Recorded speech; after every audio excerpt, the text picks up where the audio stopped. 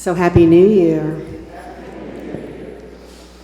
Last Sunday, you all sang to Jim and me because we were celebrating our 53rd wedding anniversary on December the 27th. And I love the tradition of us singing. We sing to people who are 80 years old and older. We sing to couples whose marriages have lasted 50 years or more. We sing to children after they've been baptized. It's one of the things that makes Asbury really, really special. And since Jim and I were married in the season of miracles, and our story contains angels, if not just outright miracles, I thought I'd share it with you today.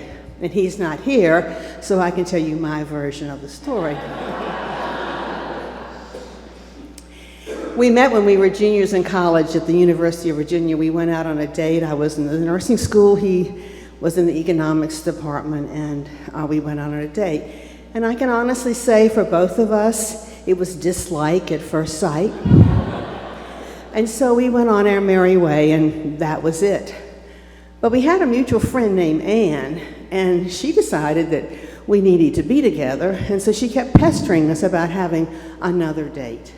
And so we did, and she was right. It was magic. And so thanks to Anne, our angel who provided the miracle of us really getting back together again.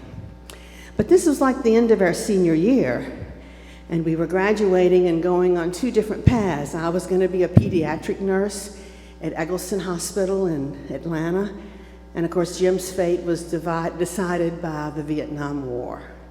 Because during that time, 53 years ago, there was a draft.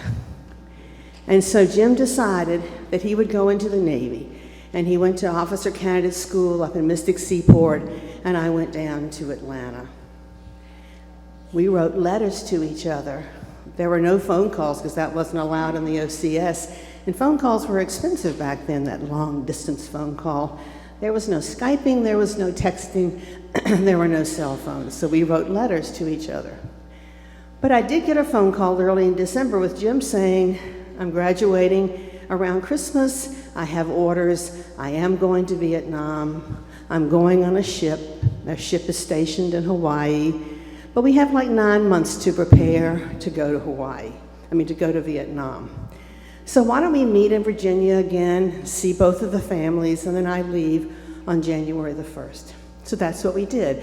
So we started with Jim's family. We spent a couple days there. The night we were getting ready to leave the next day from my hometown of Matthews down on the Chesapeake Bay, Jim came up to me and he said, you know, Dottie, we got to do some serious talking here. So I said, okay, fine. So he said, I'm going to be gone for a couple of years, and we're not really great about communicating with this letter writing thing, and of course phone calls are completely out of the order. And so we're either going to have to break up or get married. So I said, okay, so what do you want to do? And so Jim, who is a numbers man, an economics major, a left brainer, he says, let's make a list. Well, we'll make a list of pros and we'll make a list of cons. And we'll decide it that way. So that's what we did. We decided to make a list of pros and we decided to make a list of cons. And after it was over with, there was one more pro. And so Jim said to me, let's get married. I'm so excited I can hardly sleep that night. I'm gonna get married, this is wonderful. I get up the next morning and see his family.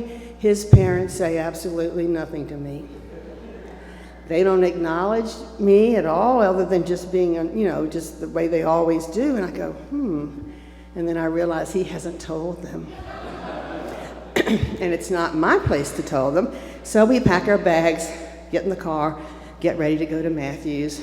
We're backing down a driveway, and really Jim's family driveway was pretty long. We're backing down the driveway, and I say, Jim, you didn't tell your parents, did you? And he goes, no, I got nervous about it. I just couldn't, because I knew that once one other person knew, then it was real. And so I said, I think we better kind of tell him. So 53 years ago, Jim rolls down the window. And he leans out the car and he says, Dottie and I are going to get married.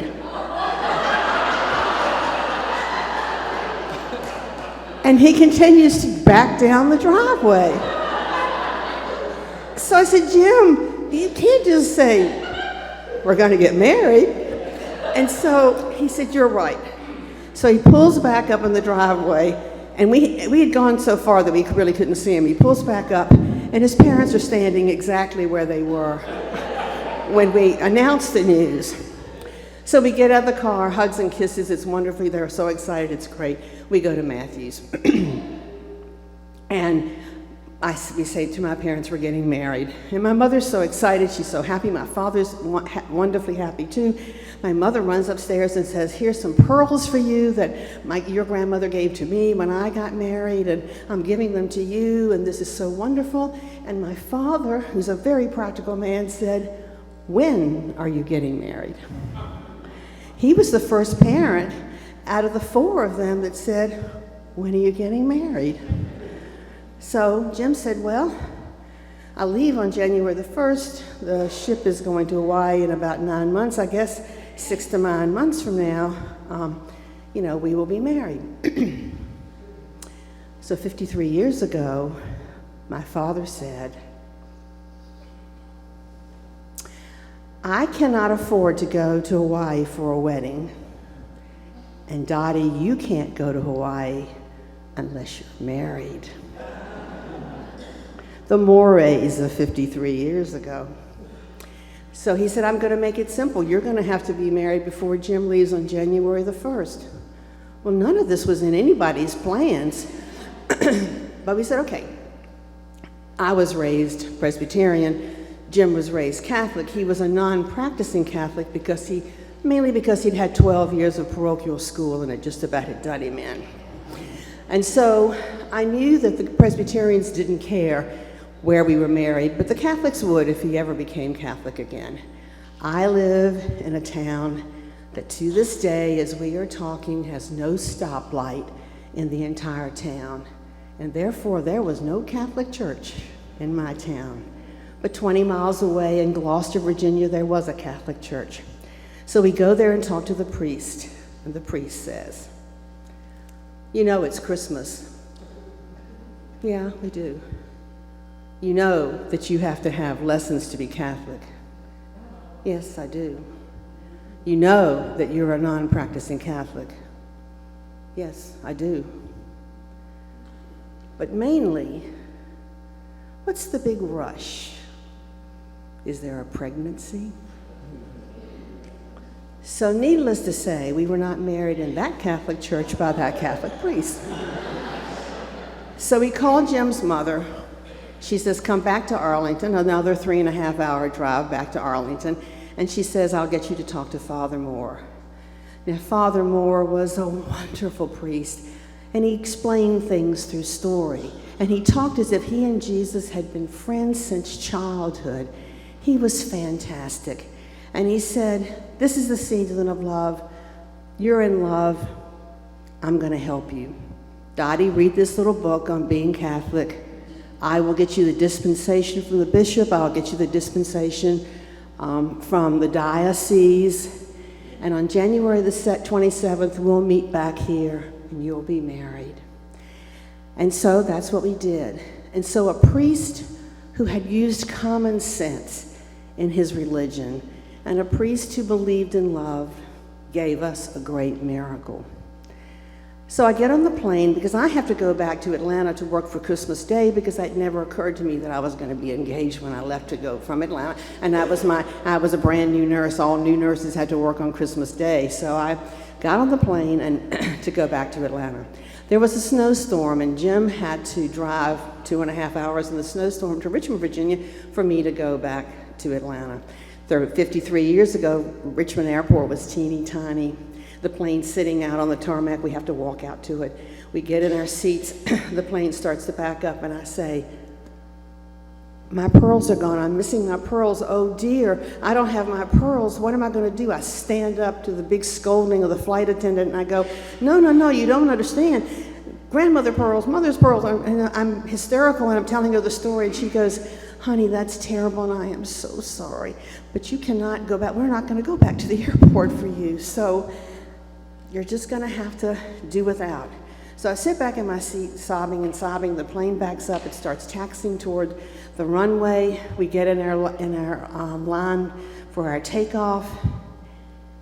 And the flight attendant comes down the aisle holding my pearls up just like this. Well, the whole plane had heard the story and everybody just breaks out and cheers and laughter and stuff because sure enough, she had gone to the pilot and told him the story. He had called the airport and told him the story. A housekeeper who took care of that gate had found them and turned them in.